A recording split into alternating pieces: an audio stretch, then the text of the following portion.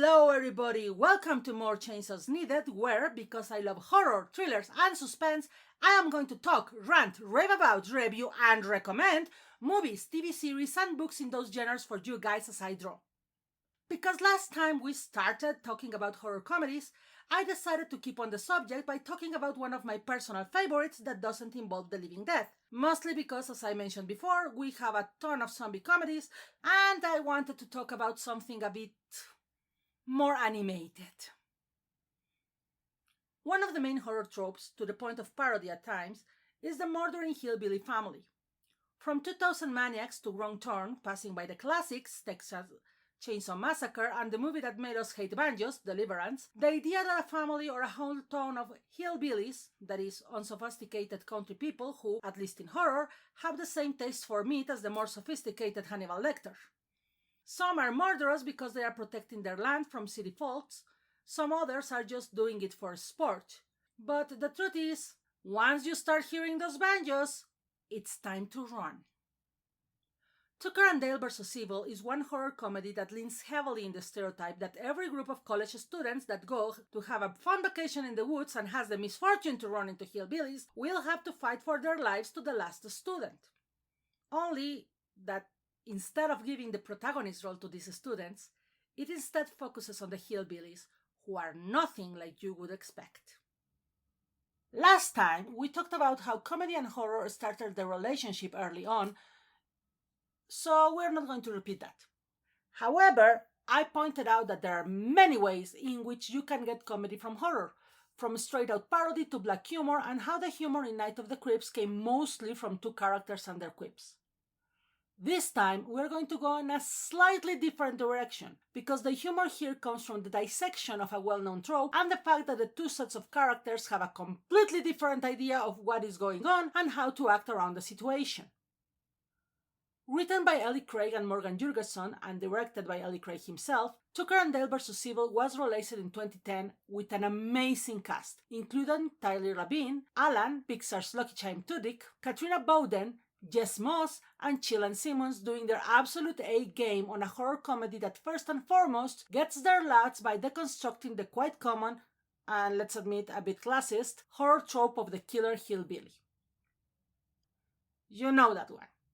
The one that I mentioned in the intro where we have to start paddling if we ever hear banjos. Hillbilly horrors are a staple of horror, and while originally their location was limited to the Appalachian, where the term hillbilly actually started, now you can find them in pretty much any place that has some unexplored wilderness, from swamps to deserts to abandoned highways. As long as you can't see civilization, well, then you are going to find some hillbillies. And here's where we can get a bit specific.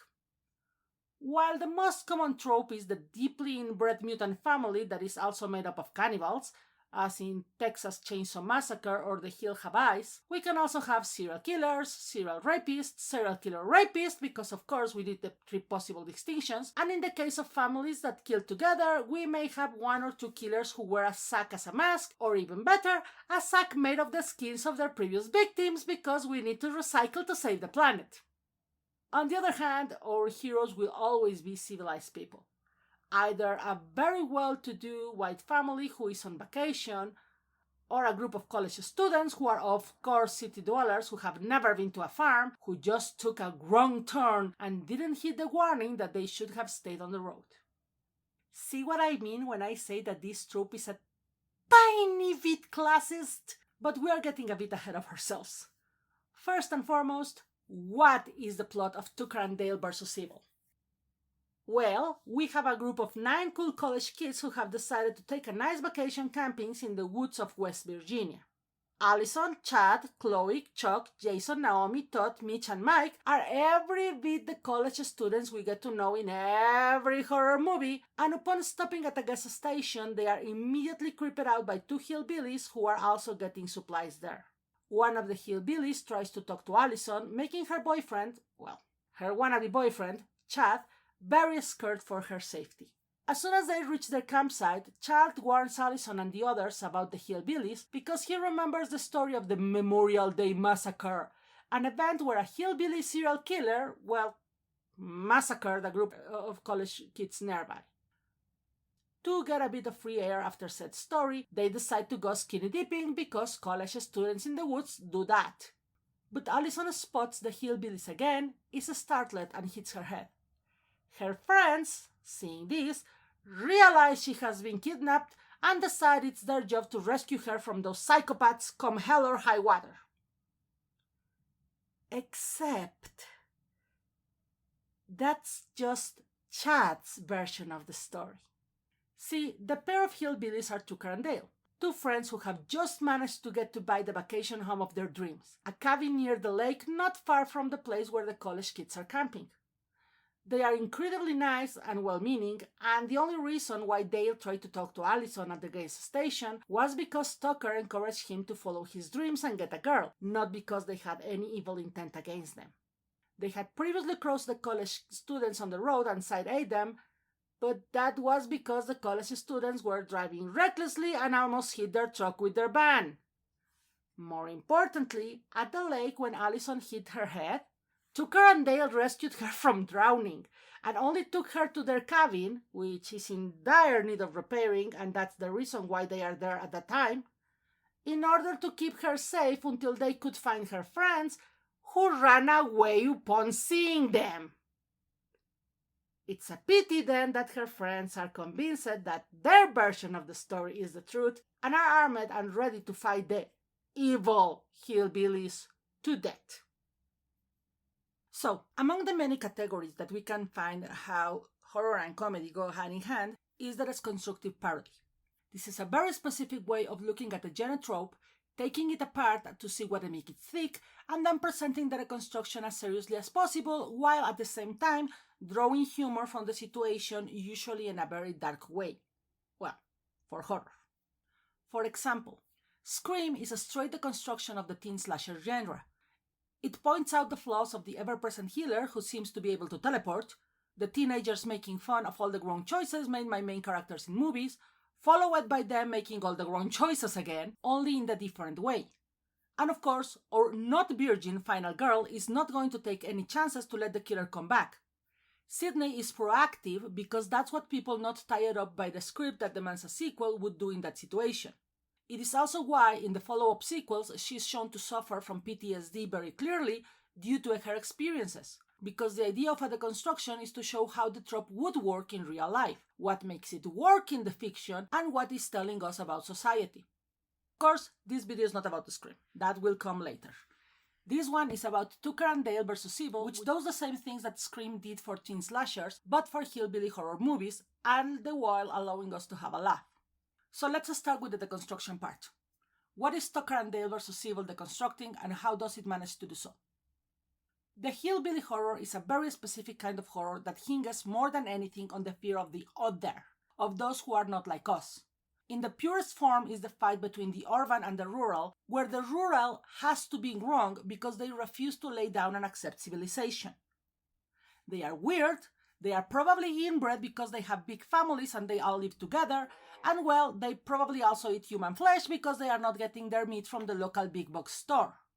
In fact, they may shoot anyone who is an outsider and tries to change their way of life.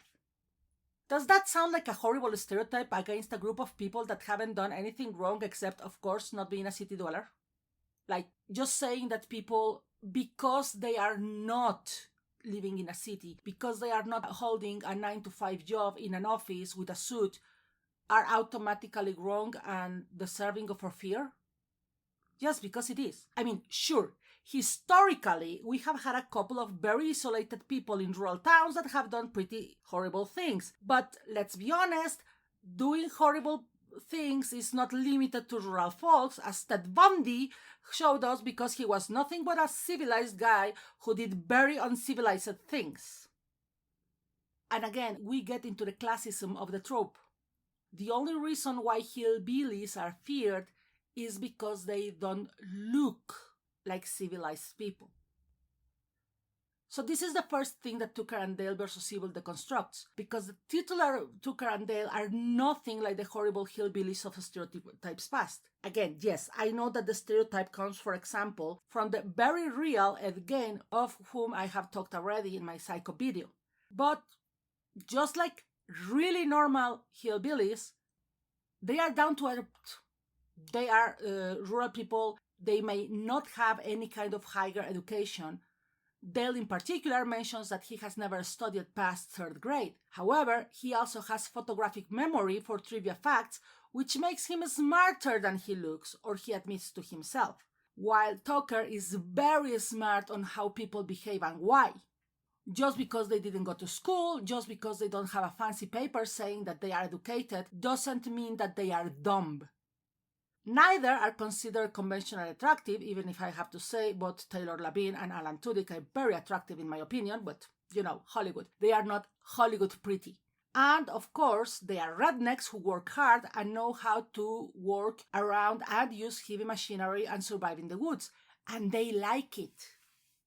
They actually like that hard work. The only reason why they are considered scary by the college kids at first is because they are rednecks. And well, because for the audience, because the music is very creepy the first time we see them. That changes immediately when the point of view comes to them. And yes, what they are telling us is that profiling people is wrong, which is the whole point of the movie. And well, on the other hand, we also have the other stereotype, the college students. When we meet them at the very beginning of the movie, they are everything that one would expect from the heroes of a slasher, mixed with the victims of the week. They are a diverse group, and by that I mean that there are 2 black members of the group, which is like the minimum requirement of these movies.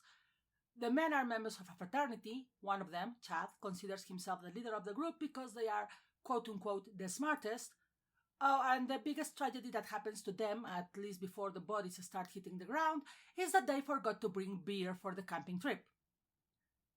One of them, Allison, is sort of the voice of reason, and that automatically pegs her as the final girl.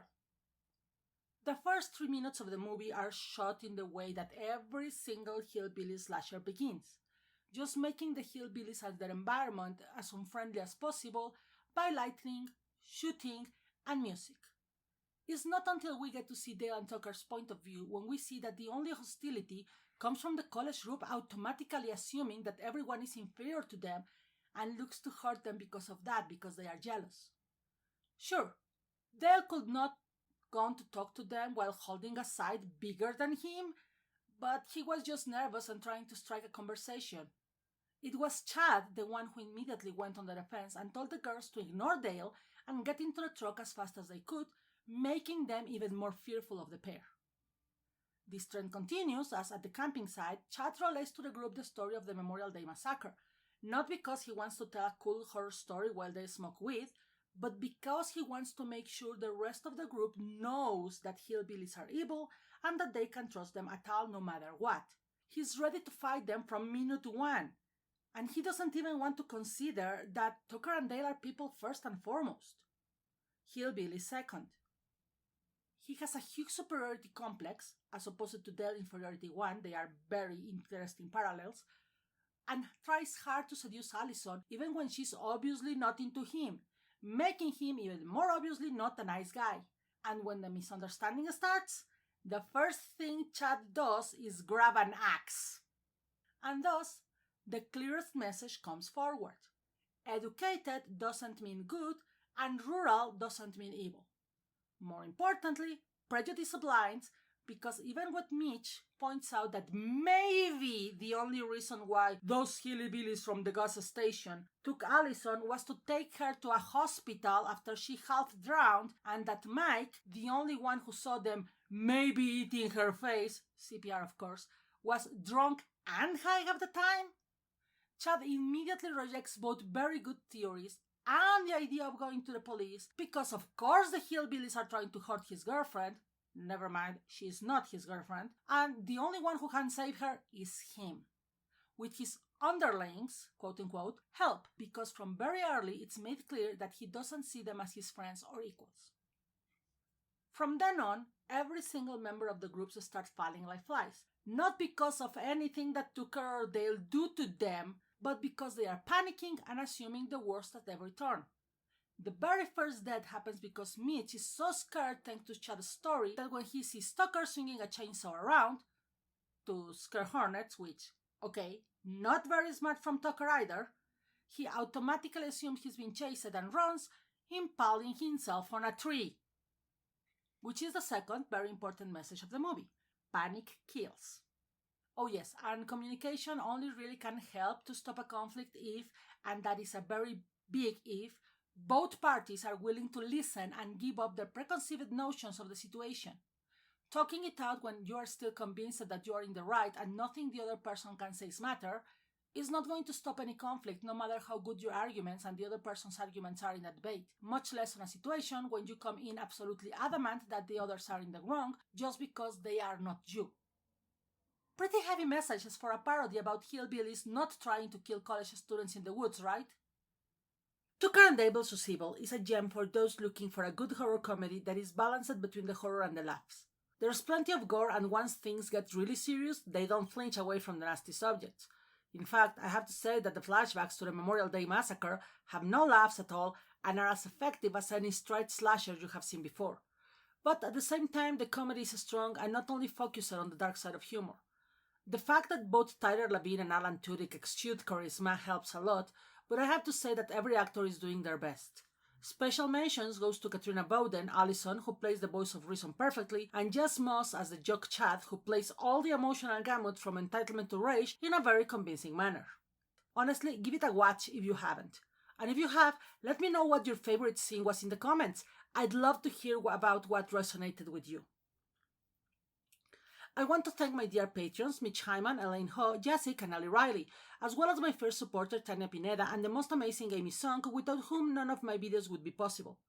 I also want to remind you that if you want to support this and my other projects and get your name mentioned here, you can do so at patreon.com/Adalisa, read a link on the description in my Linktree, as I know my name can be hard to spell. And with just $1 a month, you will always be thanked in my videos, as well as to get access to a ton of art and the videos before anyone else, and get the chance to suggest future subjects for other videos. You can also support me through Ko-fi, and for each coffee, you will get mentioned in 3 future videos.